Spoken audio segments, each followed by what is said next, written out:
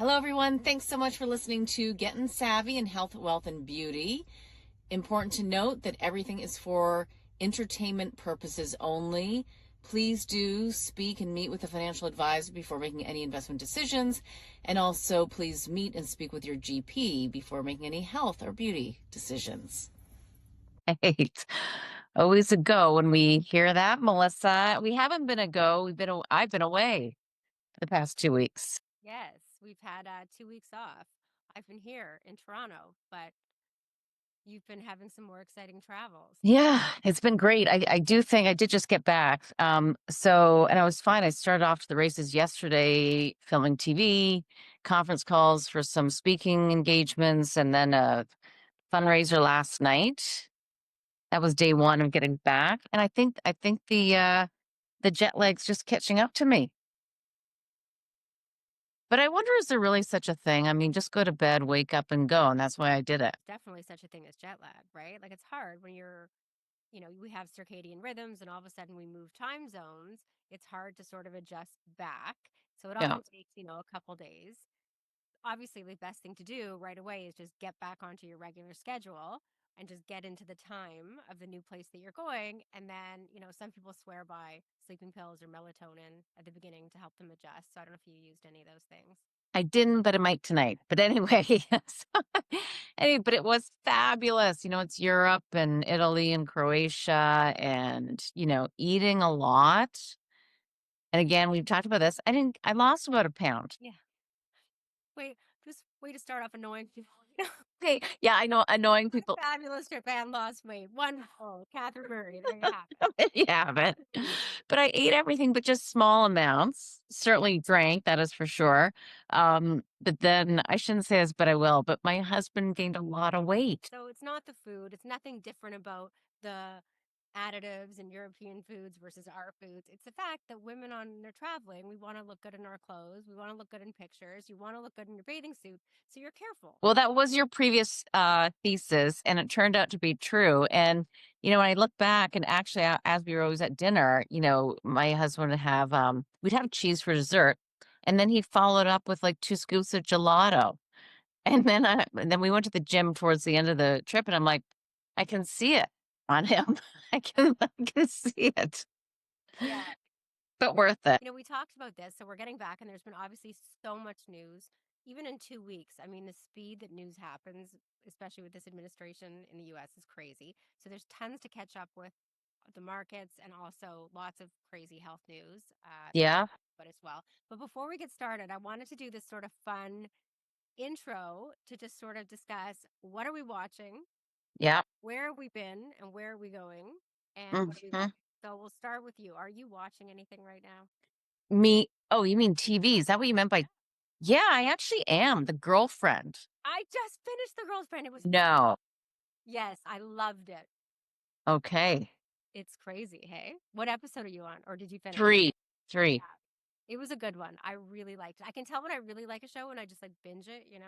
Okay. Uh, I have to tell you, yeah, I love it. I love it so far. But what she's so classy too, Robin Wright. Oh my is God, that who it is? Yeah. gorgeous. Gorgeous. And the where they have you seen where they travel in Spain yet? No. Oh, it looks so beautiful. Yeah. Well, I'm just getting there, but yeah, I haven't seen too much of it. So are you watching anything different, or is that the one you were gonna say? No, so I just finished that. That's what I was watching. So I need a new show. So I Oh started watching no. the Charlie Sheen documentary. You know, And it's he's you can see why he's a star. Some people have true it factor and star quality, and he has it. And hmm, everything he's put his body through and his brain through, you're still just he sucks you in. You just want to watch him, and that's like a true movie star. It's really interesting. I haven't finished it yet, but it's a good watch. interesting. Okay, so that's what we're watching. What about where are you going? So I've been here. I haven't traveled for a while, but I'm going to California in a couple weeks. My son has a week off school, so I'm going to go visit my parents in Palm Springs. I may head out to LA for a couple days.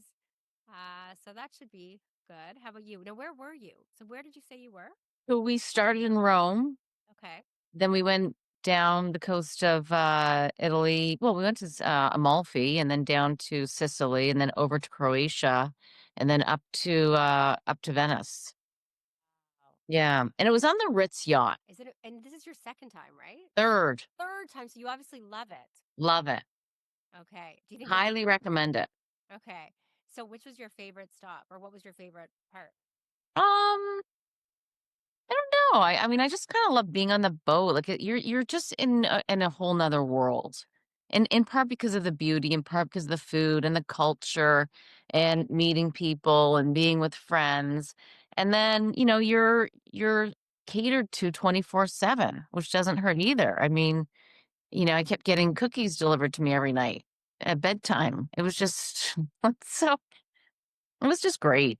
It was just so nice to be away. And to your point about there's been so much news, there is. And, I stay on top of the most important things, but underneath that surface, there's a lot of moving pieces and parts, but we can get to that. So I know the Four Seasons is also launching their yacht or cruise or whatever you want to call it, the Hyatt. Yeah. Was it at Christmas time? So do you think you'll try that one too? So that's going to launch in 2026. And I have actually been to the, private kind of viewing conversation about it. My issue with it is the food and the drinks are not free, which they are on the Ritz.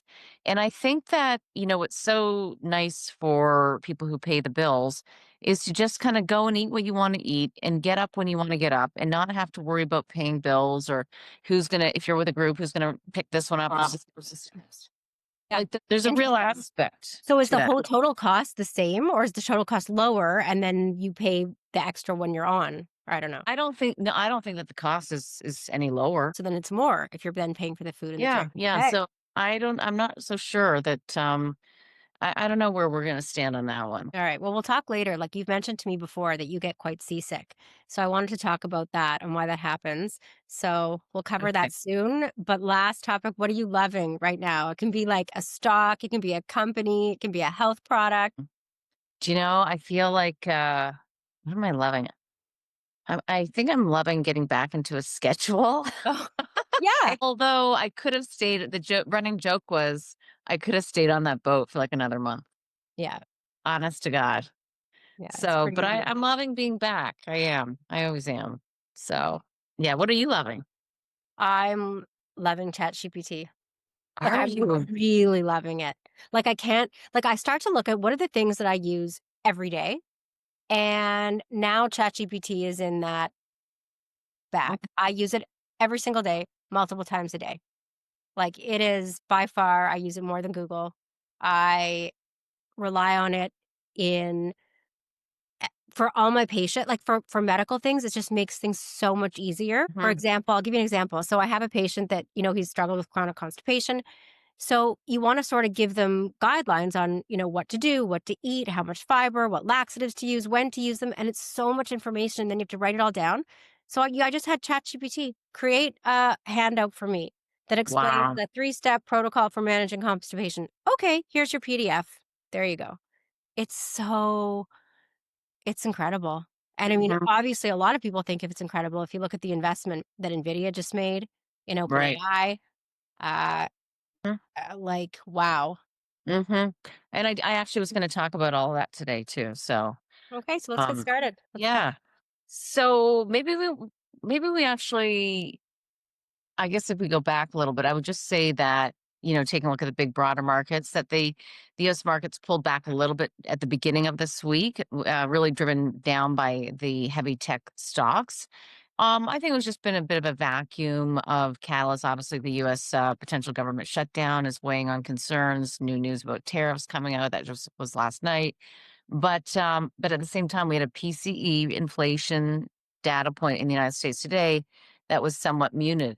In other words, it gives the Fed the possibility to continue to lower rates. So the markets are up on the back of lower inline expectations for inflation, but the good news is it wasn't higher. So it gives them a license to lower the inflation outlook, or sorry, to lower the rates. Um, I also think it's important, though, Melissa, to point out that the U.S. markets, the S&P 500, it's up by about 12-13% on a year-to-date basis, which is very good performance. The TSX is up by about 19% or so. Hmm. But it's interesting, the real driver of the U.S. or the Canadian market, it's not that our economy is so strong, that US market, the GDP was revised higher yesterday to 3.8%, up from like 3.3, I think it was. You Mhm. saw that, yeah. Whereas Canada's growth today came in at 0.2% for the month of July, 0.2, not 3.8. And my point in saying that is, it's interesting, again, as we've talked about, when you look at the composition of the TSX versus the US markets, very different. We're very heavily weighted towards gold. Gold's been a huge driver to the upside, given the fact that there's so much uncertainty out there. So people use it as a hedge. Also, because you've got central bankers around the world continuing to potentially lower rates, and also looking to stimulate their economies, that devalues people's dollars. So gold, people buy gold as a hedge against that. So gold has really propelled our markets. Geopolitical risks have pushed up the energy markets, as well as, of course, the demand for AI and the energy usage that is synonymous with that. So again, the energy sector's higher, and then our banks have been performing well.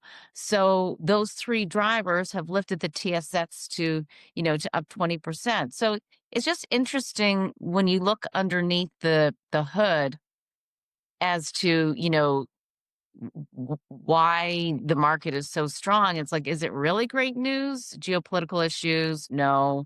Uncertainty, therefore gold goes higher? No. So it's just, Mhm. it's very different dynamic, but, people will take it, Yeah, so the stock market doesn't necessarily reflect the overall economy, Correct. overall how well a country is doing or how well the average person's doing. Yeah. That's right. But it's strange because I think I read that it's rare that you see the market up and gold up. That usually people buy gold as a hedge when they think that they're bearish. They have a bearish outlook on stocks. But now they're both up. So it's like, I don't know. It's confusing. It is confusing, and I think that there's just so many moving pieces and parts to it. Mhm. And I think that's too why we're in a really dynamic time, and why I think that there's always so much opportunity, even though there are uncertainties. There's always uncertainties, and if there aren't, then you probably need to be very worried. Yes. So I sent you an article that was in the Wall Street Journal. I don't know if you had time to look I at it. I did, but why don't you describe it and then I'll interpret? Yeah. So, I mean, right now is the Jewish New Year. It's the time of the year that we just finished Rosh Hashanah, and Yom Kippur is next week. And so I saw an article that said, sell Rosh Hashanah by Yom Kippur. So, like, what does that mean? And it sounds like that was good advice based on the fact that the markets have been down for the past 3 days, and maybe next week they'll be back up. So, what do they mean when they say sell this and buy then? Well, so the other comment that they say on Wall Street is sell in May and go away. Hmm. And then there's also the view that of a Santa Claus rally. So what do all those things mean? They mean that there's seasonality within the marketplace for whatever reason, and some people don't know why this happens, but has happened historically. So it's just it's almost it's a market timing way to look and invest in the market. It's nothing that I personally subscribe to, and I think that given the dynamic nature of the world and the markets, I don't necessarily know that I would use seasonality, but people do. Not many, I don't think.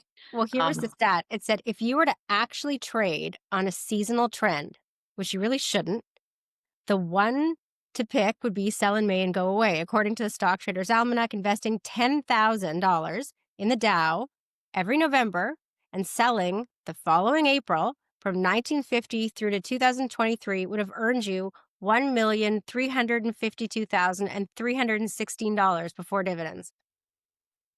The other 6 months of the year, a measly 2,910. Whew. No, no. Well, I mean, that's I what know that's the I know, I know. But the thing is, so what's the time frame of that? so it said if you invested $10,000 in the Dow every November, so you put in 10 grand in Yeah, November, yeah.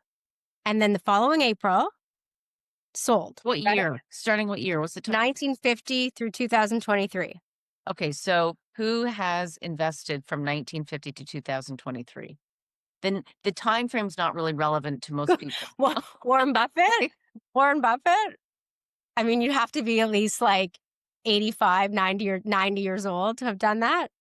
Right. So I guess in your whole life. But anyhow, I guess there is a seasonality to it. There There's is a certain months in the seasonality. market make more money than other months. Yeah. I would have So liked to see the Santa Claus rally analysis because I do, in just my anecdotal evidence of being in the business, you often do see a Santa Claus rally. yeah, there's a reason behind all these things, like where there's, and you often clearly are seeing us sell Rosh Hashanah. Rosh Right. Hashanah was, what night was it? Oh God. Monday night was the first dinner. So Tuesday was the first day Rosh Hashanah, and stocks were down. So then when are you supposed to buy? What day? Okay, Uh, don't worry, don't worry. We'll I get know what it is. I know what okay. day it is. It's October the 2nd. And the reason I Okay. know that is because a friend of mine bought tickets to this concert of this new up and coming country star who's going to Mhm. be October 2nd. I was like, oh, can I go? I'm supposed to be at a dinner, break the fast. But anyhow, so yeah. So let's see. Okay, okay. So tell me what's going on in the healthcare world these days? Well, I mean, it's crazy. It's all the stuff with Trump and all his recent, him and RFK Jr. going up against, the announcement about Tylenol. And Yeah, I'm sure you saw that while you were on holiday. yeah. How all of a sudden he went up and he gave a big press conference basically saying that they believe that taking Tylenol, when a woman takes Tylenol in pregnancy, it's associated with higher risk of the baby having autism. And Mhm. he went up and announced this and then basically said, try your hardest not to take Tylenol when you're pregnant unless you absolutely have to. And a lot of people were up in arms about this because they thought it was pretty irresponsible to get up there and say that when there, in fact, is not good evidence of any causation. So there have been lots of studies done over the years. A few of them have showed some correlation, but you have to then look a step further. So just because there may be a correlation between a higher incidence of autism and a mother using Tylenol, you have to think about what else could be responsible. Could it be that the mother had a more complicated pregnancy? Could it be that the mother had fevers during the pregnancy? Could it be there's so many other things. So when they looked at Yeah. all of those and they factored out all the confounds, there hasn't been any study linking Tylenol to be a cause of autism in children. And the reason that, I mean, I think it's good advice. Everybody would always say as a doctor, you'd always say, only take it if you need it. Like, we're not sitting there like women aren't just like popping Tylenol, like, woohoo, I'm going to take some Tylenol. Like, Mm. obviously, you only take it if you're in serious pain or if you have a fever. And I think it's confusing to women now. And I also think it's, Yeah. it goes against the medical evidence. So a lot of people had a hard time with this, and it could lead to adverse outcomes because if a woman doesn't use Tylenol or now is scared, they may not treat a fever. And we know that a fever is more dangerous in pregnancy. That can actually cause negative Right. outcomes. Huh. Or they may reach for another drug like Advil or an NSAID, like a non-steroidal anti-inflammatory, and those can definitely cause problems in pregnancy depending on which trimester you're in.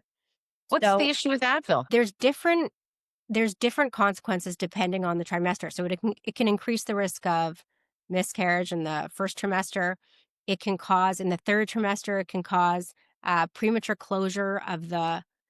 Oh, I'm going to say this wrong. Some cavus cavernosum or something. Let me look it up. It's depending on Okay. the trimester, but can it actually lead to um, harms? I think it Mhm. can also cause malformations if taken in Yeah. the first trimester. So Wow. they definitely advise against. That's why we say Tylenol.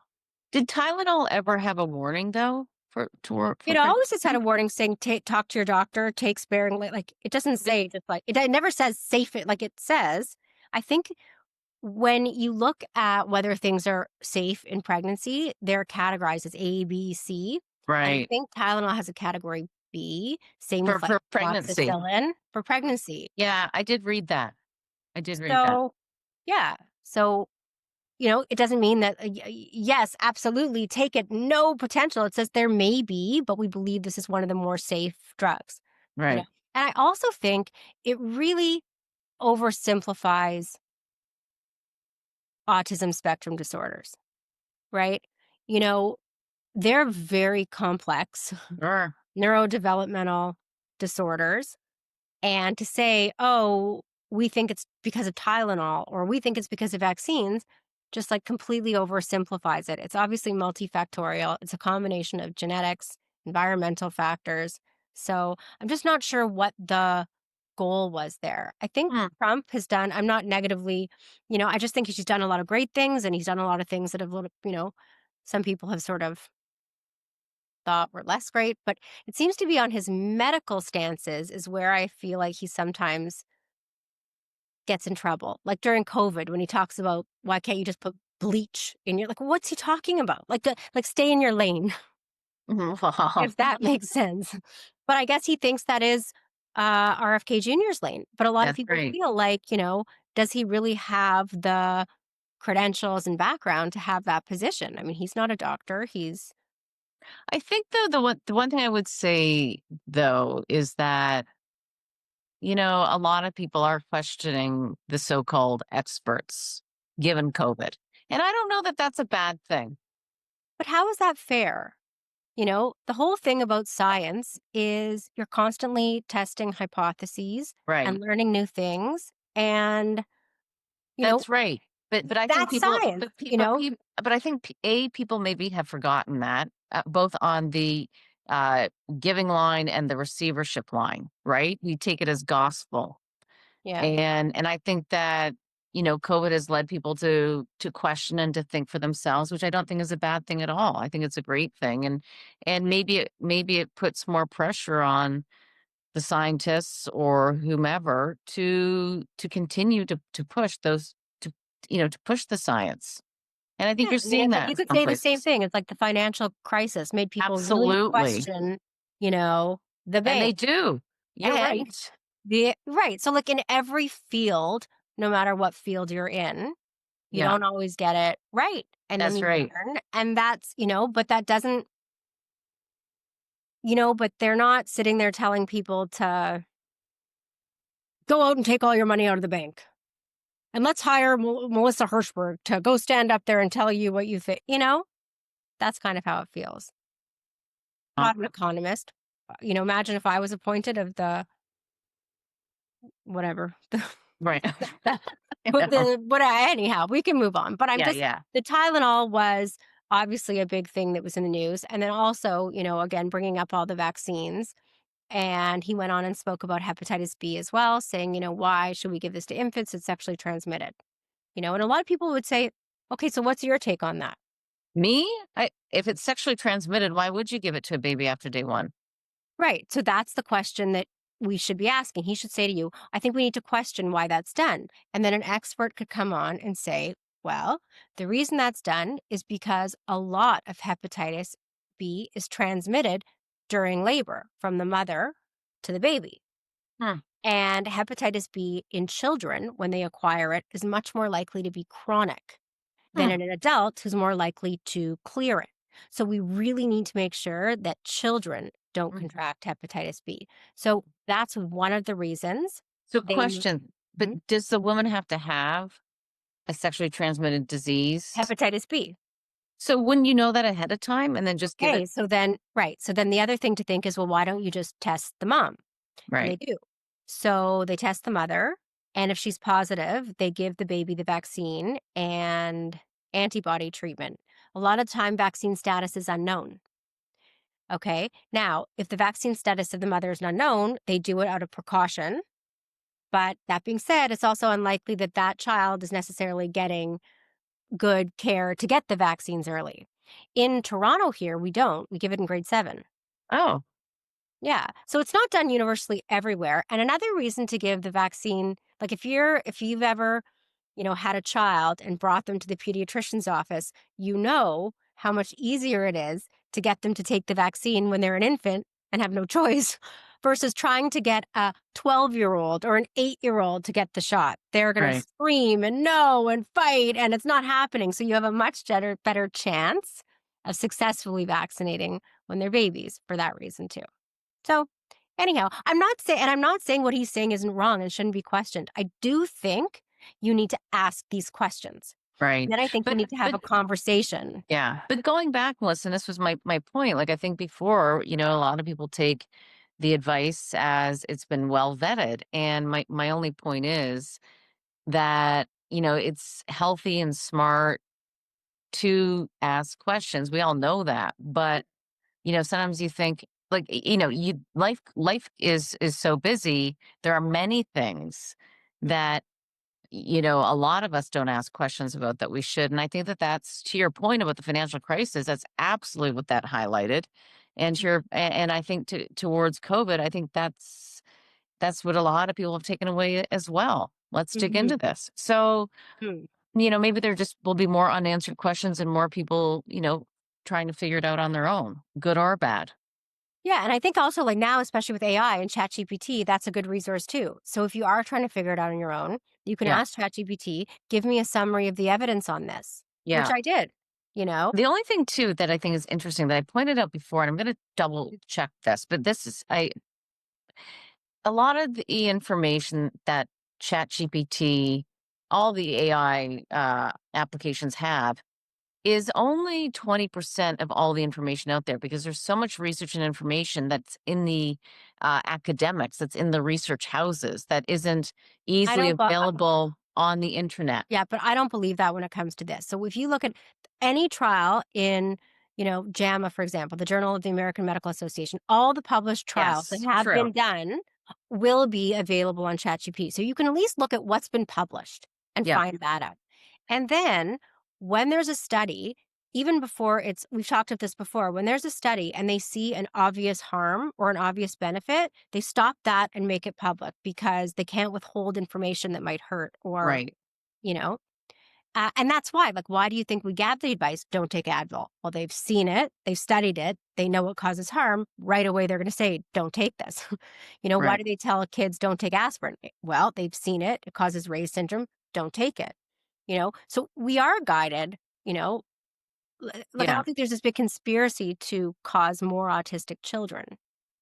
If Right. the All I evidence was there Yeah. showing a causation, you know, that, What I'm saying is that, yes, we can use AI for many, many things, but I don't want people to get over exuberant that it's going to answer all of our questions about things that are maybe being developed that we don't have the details on or knowledge of as of yet. But yeah, the basics, I think so. The basics yeah. and what we have Yeah. determined. So, like, even if you said, like, show me pull up the published trials, Yeah. that show a link versus the ones that don't, you could get the information right there. Yeah. Yeah. But anyhow, so that's been in the. Yeah, that's been a hot topic, no doubt Mhm. about it. Speaking of AI, though, when we think about thematic investing, so themes that we think about for the at least medium term to longer term, and you and I have talked about this a lot, is is the energy theme and owning energy. Mhm. And we're seeing the price of crude at a 3-week high given geopolitical tensions, but I think it's just such an interesting sector and an important sector given the increased demand for energy on the back of the energy usage that data centers that power AI require. And so I think it's still an area that warrants, significant thought and investing in. So that's just one of the areas that I've continued to be focused in on and continue to like.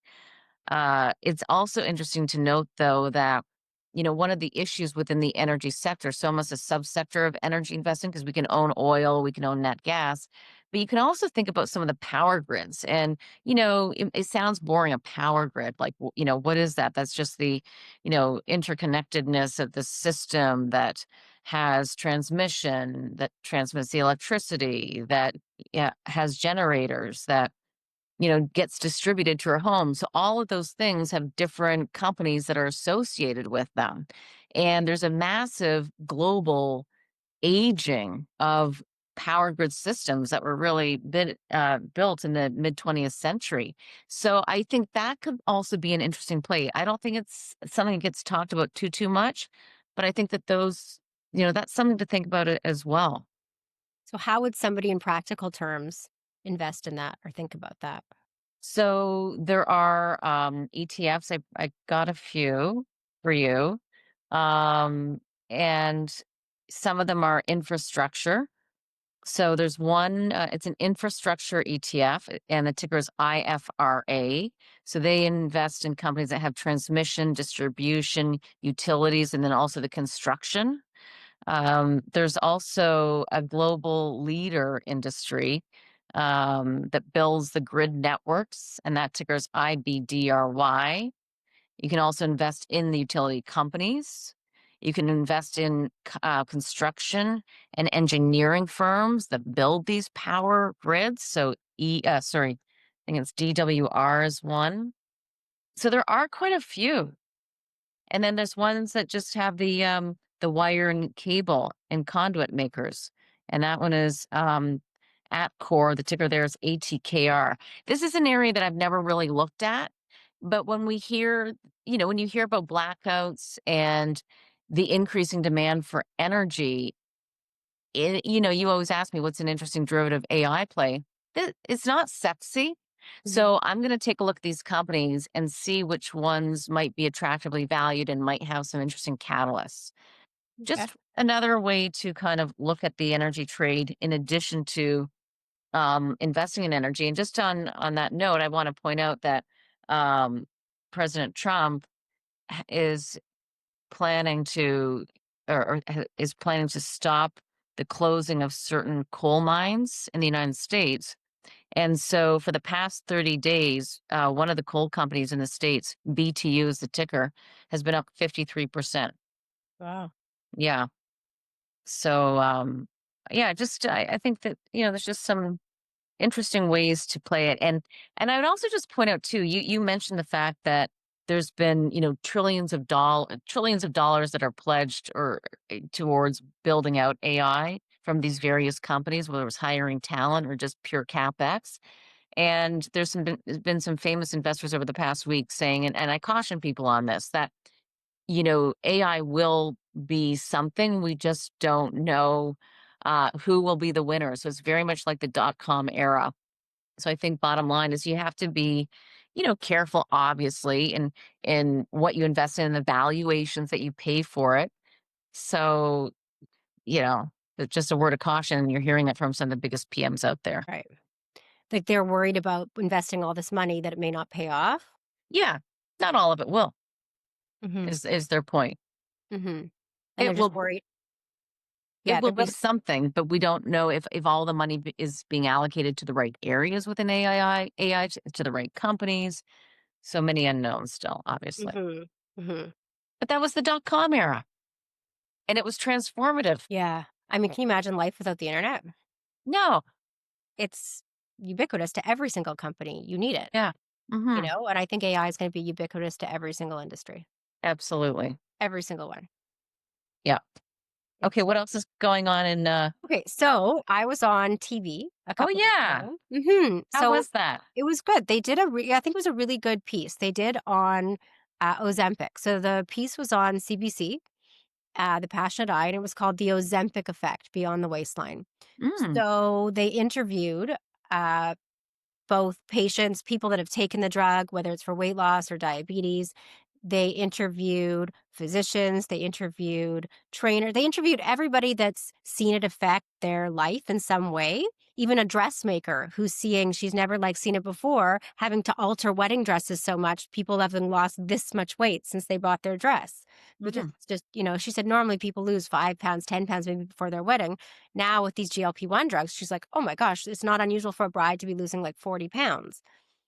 So, anyhow, so it was a really good segment. You can watch it on mhm, YouTube now. I can post the yeah, link. And obviously, they interviewed me because I'm well versed in the space of bariatric medicine and weight loss, and I've prescribed a lot of GLP-1 drugs, and Ozempic is still probably the most popular one that I do prescribe. So mm, I was just talking about that, and then I came across this quiz on Medscape. And it was a quiz on how much do you know about semaglutide and GLP-1 agonists. And so I took the quiz. And so I thought we could go through it together. Now, obviously, sure. I'm going to do better on this than the average person because it's my field. But I thought I'd ask you and Oh, see how, gosh. people do. Okay. So Okay. which of these is an emerging therapeutic application of GLP-1 receptor agonists beyond diabetes? So one would be, IB being pardon me, what beyond IB? beyond diabetes management. Diabetes. Okay. Okay. So which is emerging therapeutic application? Like we're seeing more and more Yeah. use of this. Is it to treat bacterial infections? Is it to reduce the risk of neurodegenerative diseases? Is it to reduce the severity of autoimmune diseases? Or is it to prevent viral infections? 2. Good job. Reduce the risk of neurodegenerative diseases. So emerging data. Dementia and Alzheimer's. Exactly. And even Parkinson's, MS. So it says emerging data show that GLP-1s have neuroprotective effects that might slow the progression of neurodegenerative diseases such as Alzheimer's and Parkinson's. Okay. And it says, notably, the GLP-1 drugs might protect against neurodegenerative disorders beyond their metabolic and cardiovascular benefits. In other words, it might have nothing to do with weight loss. It might have to do with another sort of mechanism in the brain. Okay, so next question. Which of these is a newly approved indication for Ozempic or semaglutide? Is it hypertension treatment? Is it chronic kidney disease prevention? Is it migraine prevention or bone density improvement? A new indication. I think it's 2. You're right. And we've talked about this here on the I'm podcast. learning. So, See, we're yes. getting savvy. Hello. Yeah. So this is based on the FLOW trial, okay, which did show that it can help prevent chronic kidney disease progression. Okay. That's kind of surprising. Like it's so hard to even think or imagine as a common person why GLPs would relate to kidneys. I mean, I guess it's diabetes related ish, but No, no, I don't know. no. Hmm. Yeah. So in Okay. 2025, the FDA approved semaglutide for the indication to reduce the risk of kidney disease deterioration, end-stage kidney disease, and death due to cardiovascular disease in adults with chronic kidney disease and type 2 diabetes. Okay. Next, which of these combination therapies has demonstrated significant weight loss in clinical trials? I can't even pronounce this. Cagrilinotide and semaglutide, metformin and semaglutide, insulin and semaglutide, and sulfonylurea and semaglutide. 3rd. Nope, it's the first one. Oh. So when combined, and this is a new drug that's going to come out soon. So when combined, this cagrilintide and semaglutide have demonstrated superior weight loss outcomes than either drug alone. So in a phase 2 trial, patients who received this combination drug lost significantly more weight than those who received semaglutide alone. Okay, so we'll probably see a new drug out soon that combines That's the two. interesting.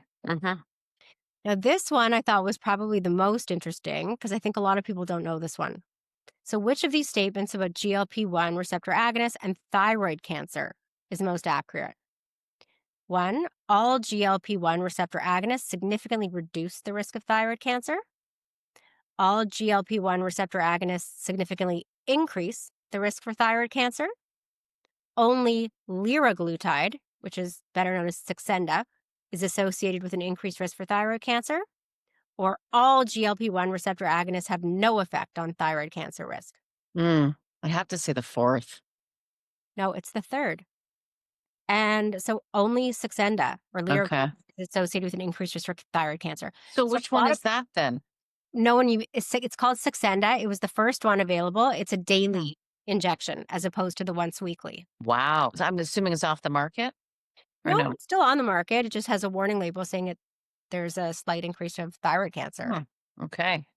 Okay. And then the last one. What is the effect of GLP-1 receptor agonists on ischemic optic neuropathy risk? So optic is eye. Right. Is it increased long-term risk, decreased long-term optic neuropathy risk, higher risk only in the first year of use, or no definitive effect on risk? Well, and I wanted to ask this because I'm seeing this all over Instagram, and sometimes I wonder if it's fake. So I don't know. I mean, I want to say the 4th is the right answer. Why are people reporting this and it's all over the? And why are people scared? And why are there billion-dollar lawsuits? And why, So exactly, you can't always believe what anecdotally people say or fearmonger, you have to look at what the evidence shows. So it says a study found that semaglutide and related medications were not associated with a higher risk of ischemic optic neuropathy or its non-arteritic form over multiple years of follow-up. The cumulative risk remained very low and comparable to patients using other treatments. So I think the key is this: when you have a drug that is used so often, when you have 1 in 8 Americans using a drug, you're going to see some things. You're going to see some side effects. You're going to see people wondering about things. And you have to wonder, is that a coincidence? Is it more than just the general population? I'm not surprised there are lawsuits because, But you then know, there must have been increased blindness, right? The lawsuits are but based maybe on. not more than that alone. Maybe had they not been on this drug, they would also have gotten it. Maybe it was a coincidence. It's still a very, very, very low reported risk. Hmm, So you don't yeah. know. Like you could say, and it was the same thing that happened with the COVID vaccine. You could say that, I had a stroke in the past few years and I also had this COVID shot. It was the COVID shot that caused the stroke. But it might have just been that you had a stroke and that had nothing to do with the COVID shot. It's just that so many people got the shot and so Right. many people are on Ozempic that you're going to see associations. You have to figure out if association is the same thing as causation. And the That's problem what is it takes science a does. lot. It does take a lot of time for this to come out, and on so many aspects. So Yeah. so You know many. what I think? The one funny thing I do think, and I'm guilty of this in my life as well. So I'm not pointing fingers, but, I know that a lot of people, one of their biggest criticisms of taking the COVID vaccine was, It it was wasn't a vaccine. We still got sick. That's my beef. the vaccine's One of job them. is not to prevent you from necessarily getting it. It's to decrease the severity and risk of complications, right? So that's the thing. It's not a cure. It doesn't Right. stop it completely, right? So, But wait, sorry, what were you gonna say? like I tell you, like I've had some patients that have had the shingles vaccine and they still got shingles, but Yeah. the majority of people don't. It protects the majority of people, but some people still got shingles and they got a pretty mild case. Maybe the case would have been horrible if they didn't have the vaccine. Like we don't know. Mm-hmm. Wait, so But what were you gonna say though? You're I not was going putting to say yeah. how sometimes like a big criticism was, we just didn't have enough long-term safety data. We just don't have enough. But then these same people that are complaining about that are shooting themselves up with compounded semaglutide and are taking peptides. Well, we don't have Yeah. long-term safety data on that either, but it just depends on what aligns with what you deem important for That's you. right. That's right. Well, and it goes back to what I was saying, which is I think that, there's gonna be more and more of individualistic approaches to health and wealth, period. Yes, there And it's is. not And necessarily bad. I think that's okay. The only problem is when it comes to protect community, you know, it's okay when you have an individualistic approach, but when it affects other people, like you can manage your money however you want, but if that's going to affect everybody at your workplace, that's a problem.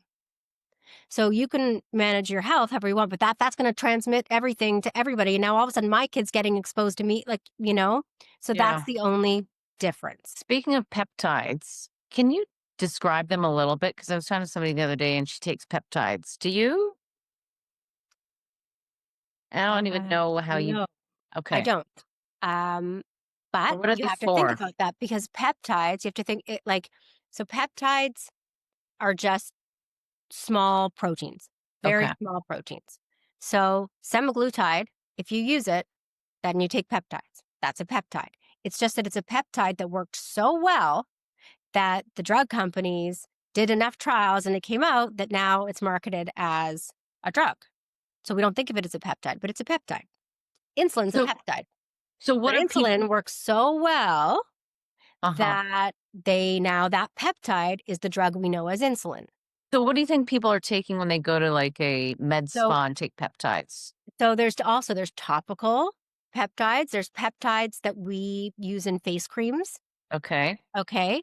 And then there's injectable peptides that you can get from certain, wellness clinics, more so in the States than here. But interestingly, I just literally signed up for a course on peptides because so many people ask me about them. And it's a little Hmm. bit of the Wild West because you can get them and you can use them for research purposes. So it's just sort of not that regulated.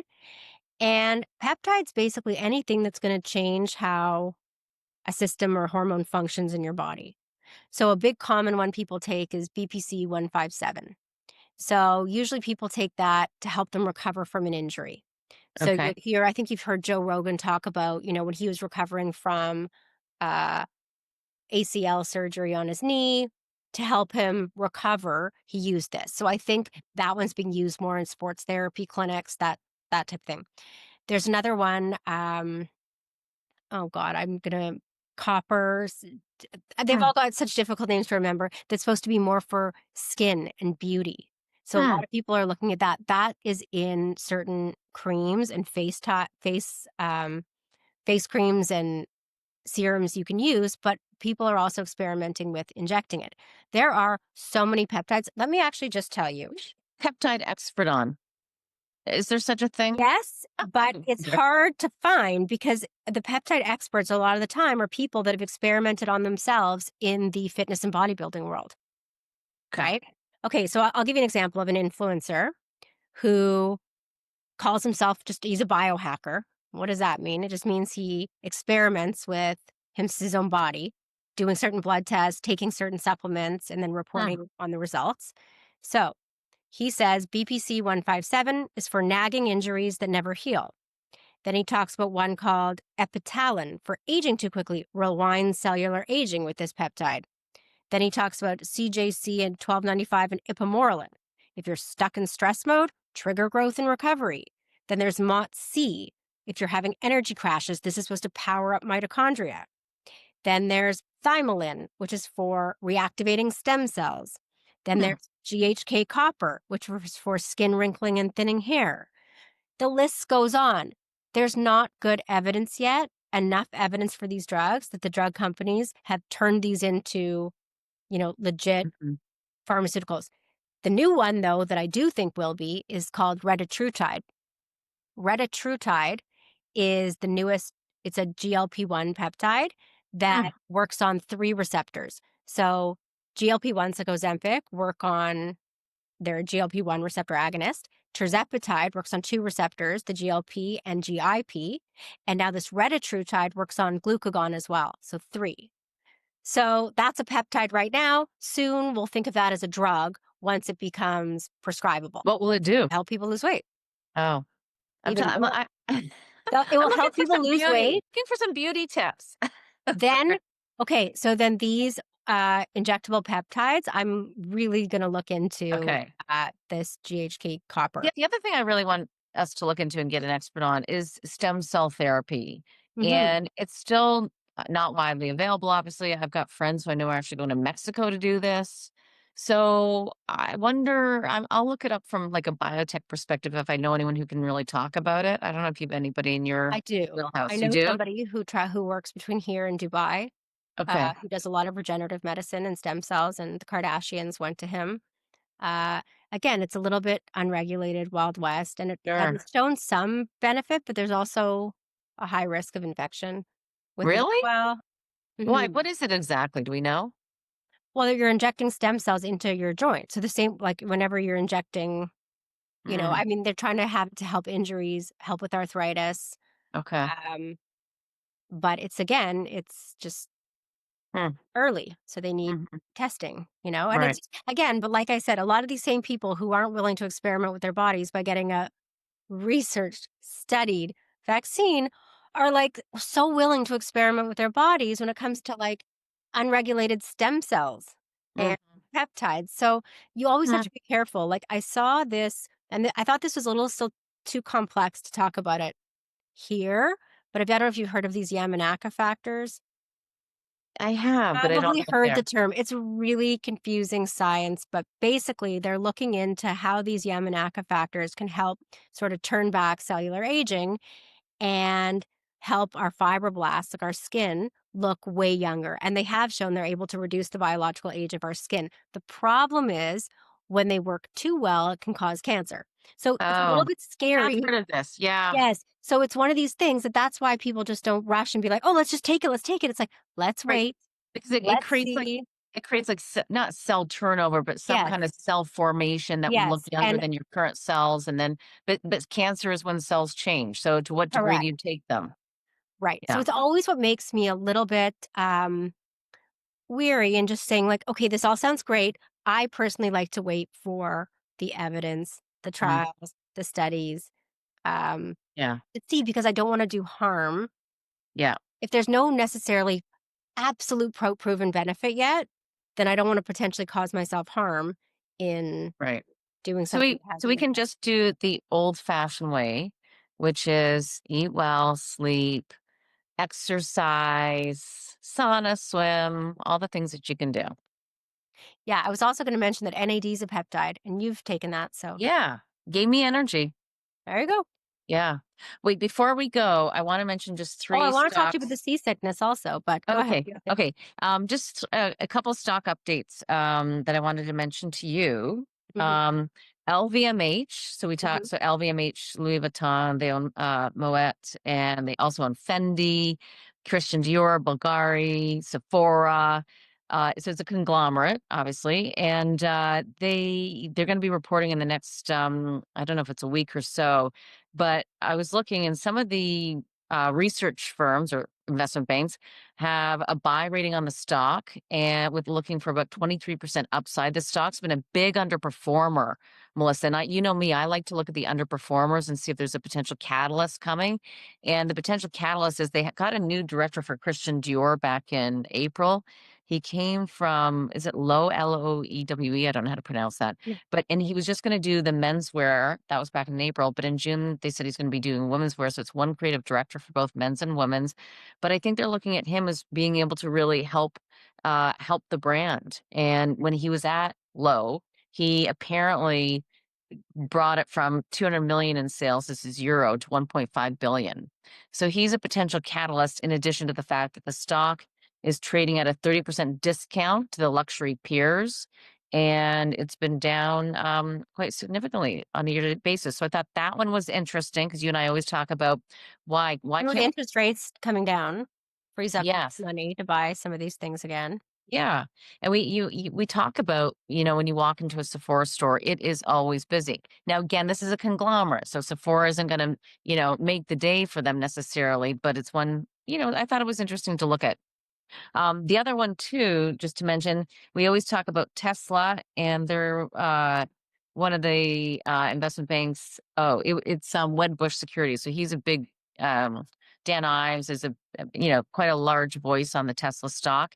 He increased his price target to $600, and he just continues to think that they are going to dominate AI and autonomous vehicles, and we'll have the robo taxis rolling out. So continues to think that this is going to be, You know, in trillions of dollars. it's interesting. When I saw that Waymo was partnered up with Lyft, it made me think, well, does that mean that Tesla and Uber have a potential partnership going? And that's why Waymo and Lyft, made me Yeah. think about that.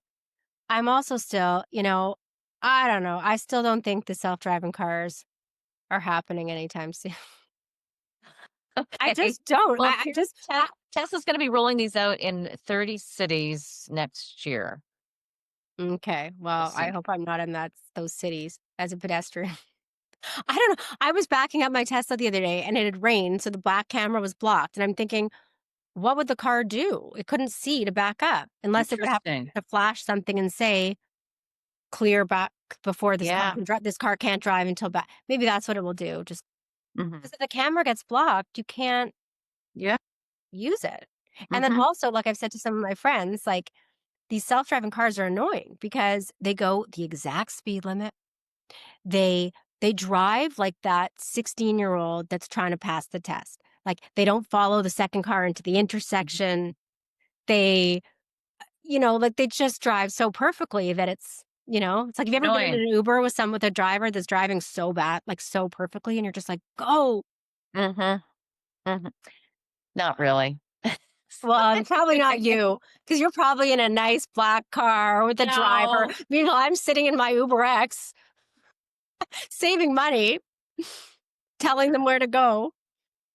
Yeah, well, I'll tell you this, when I used to always take taxis when I lived in the States, and I would tell them where to go all the time. Right. Yeah, and then I think, the taxi driver's like, "You need to really Quiet. calm down." Yeah. So Calm down. but I was always rushing from, like, training desk to this Right. desk to da So da. imagine you're rushing and your That's the self-driving issue. car is going 50 in a 50 Yeah. and not moving into the intersection to make the turn Mhm. and stopping at the minute it turns yellow, stop. Mhm. You know, I think you're going to get road rage at these self-driving cars.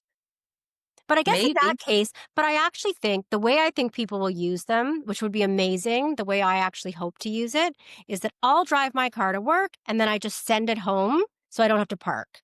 So I don't Yeah. care how it's driving on the way home, drive perfectly, go home, and then I'll call it back to pick me up, but then I'll drive it when I'm in it. Mhm. So that's how I think would be amazing because there's no parking anywhere. It's a huge problem Mhm. in busy cities, especially. Yeah. And to sort of segue into your seasickness, Oh, yeah. I was in the back of a Tesla.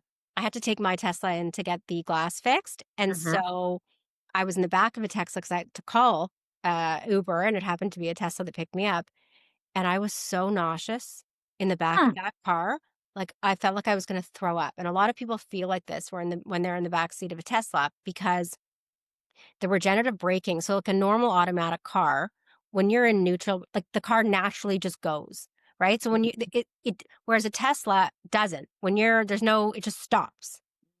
It doesn't keep the forward momentum. So there's a lot Mm. of forward, back, forward, back. The motion can make you sick. Mm. And I honestly felt like I was going to throw up in the back Mhm. seat. In the front, I have no problem at all. So I don't know if other people experience this as well. I suspect if you're sensitive to motion sickness, I think you would have a Mm. horrible time in the back seat.